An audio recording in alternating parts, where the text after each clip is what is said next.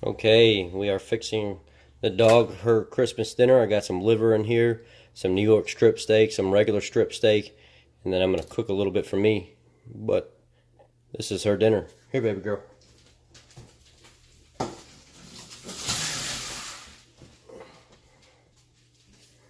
Now I'm going to cook up some food for me. It's a good quality strip style steak.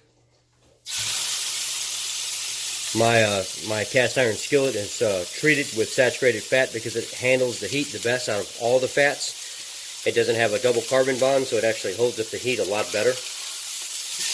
Olive oils, avocado oils, things of that nature are only made for minimal heat. I know the packaging says high heat, but that's not necessarily true. If you look at the science behind how the chains are together, you'll find that they actually don't like a lot of heat.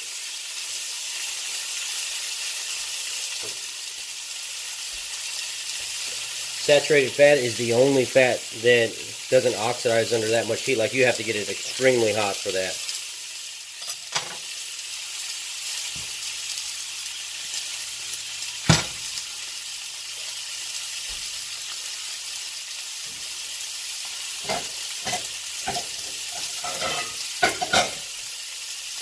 One of the topics that we've been talking about today is how LDL doesn't cause any kind of adverse effects.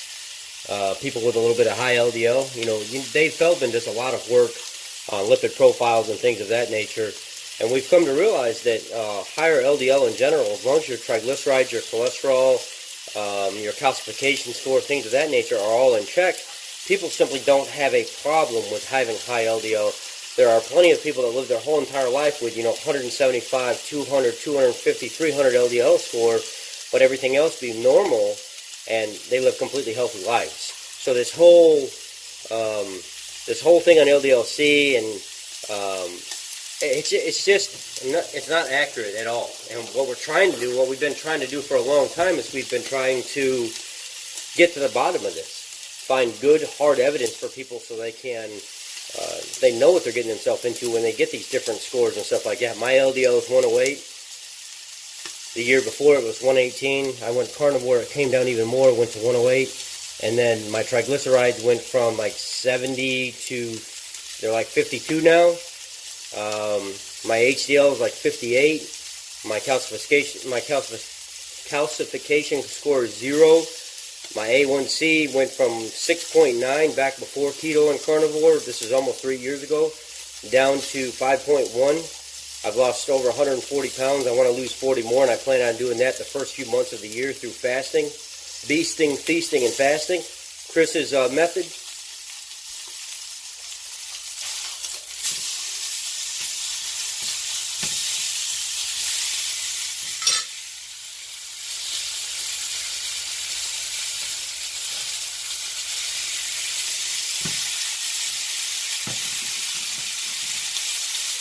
Right now, you'll notice there's a lot of flack on the internet. We're trying to get vegan gangs to debate Bart Kay.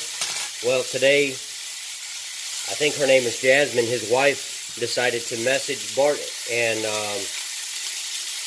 try to set things up. But Bart had to message back because some of the things that were being said in the email weren't necessarily correct. So we're trying to get to the bottom of that right now so we can put better hard evidence out. But a lot of us are looking forward to this.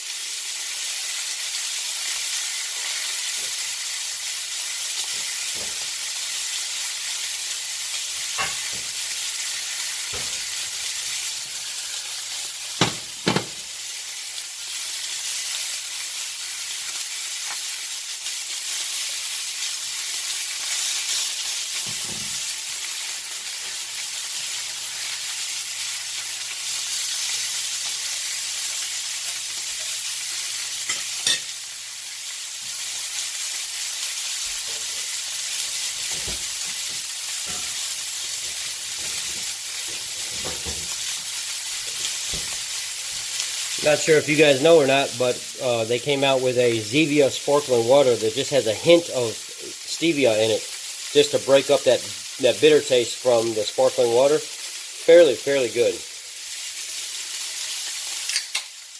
I'm a carnivore, but I make exceptions for things that aren't necessarily carnivore, sometimes that have minimal impact on my GI tract.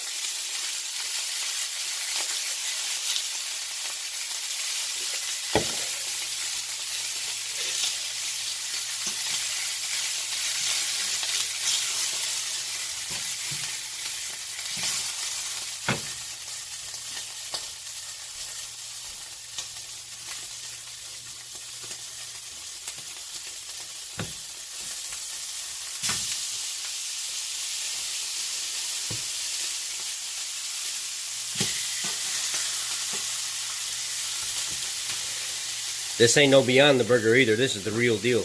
Angus burgers. Man, I tried that vegan burger the other night. Beyond the Burger, whatever it is. That stuff. It wasn't bad at first while you were eating it, but then when you squished your knife into it and you seen all the oil oozing out of it, I was like, oh my God.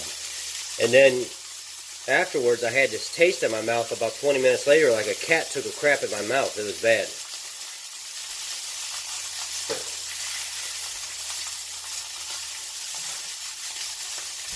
Oh, yeah. Go.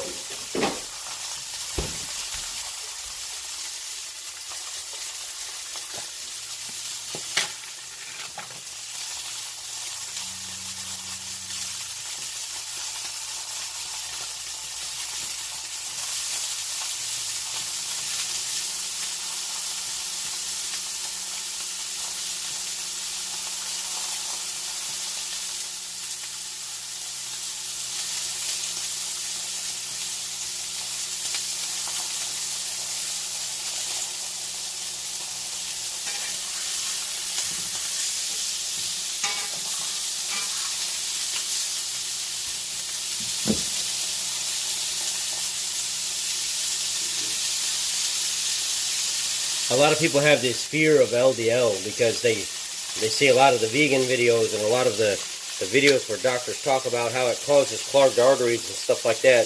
LDL does not clog arteries. It's the reaction to refined carbohydrates and sugar and inflammation in the body in general where it starts to cause clogged arteries. LDL is not a good indication of any kind of real health concern when everything else is in check.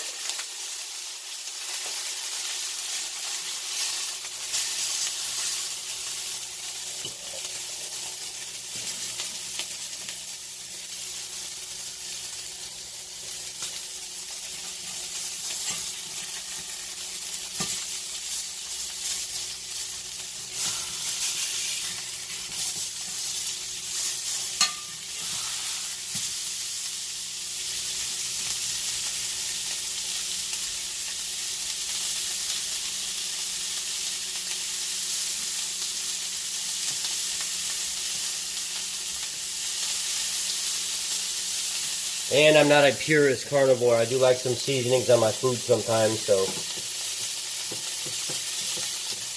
I will be fasting from tonight at 10 p.m. until Saturday at 10 p.m. as well. So if any of you would like to join me, hop on and leave me a message. Let me know that you're joining me.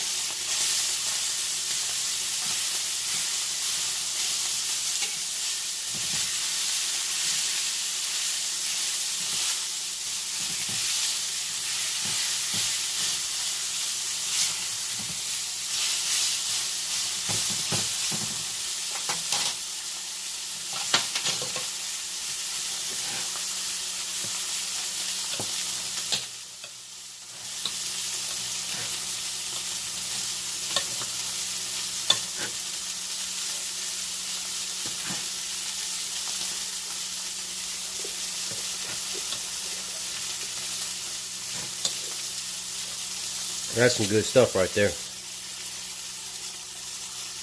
Oh man. Wow.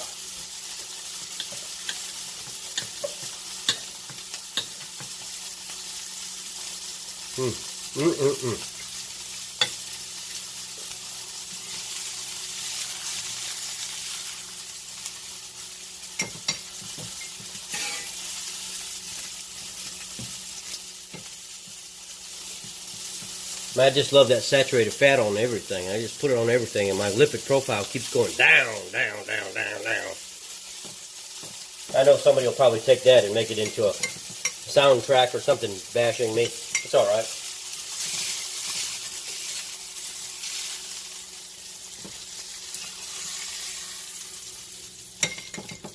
Cast iron skillet, you don't want to leave it on your heat source. Go ahead and pull it away. You don't want to burn up the bottom of that pan.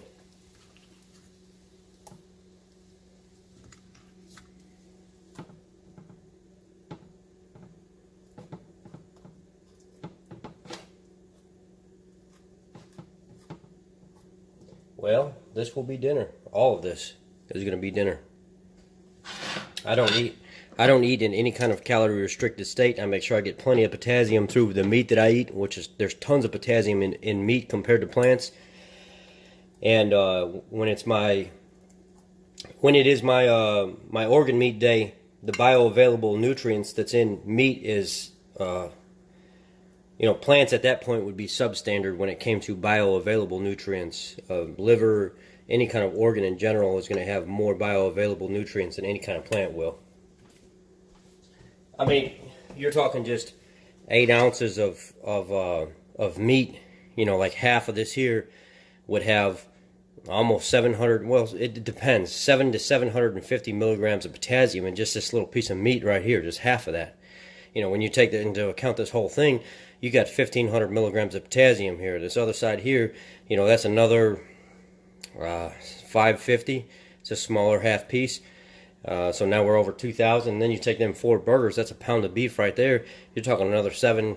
So that's on 3,000 milligrams of potassium, just that little food right there that I ate. And I've got my daily potassium. Requirements for potassium are 3,000 to 5,000. And if you're a person that doesn't have a lot of glucose and stuff in your system, your body can actually get by with a lot less because there's less compete for uptake of nutrients and things of that nature. Anyhow, here's my dinner. There's a little talk and chatter that's going on. I wanted to share that with you guys this wonderful carnivorous night, and I hope all the vegans that are on the channel get a kick out of my cooking. I appreciate it. Y'all go get you a tablespoon of butter or something like that and make yourself happy. It's some coconut oil or something. I mean, geez. Have you a piece of steak. Make you feel better. All right, y'all. Take care. God bless. Have a good night. Merry Christmas.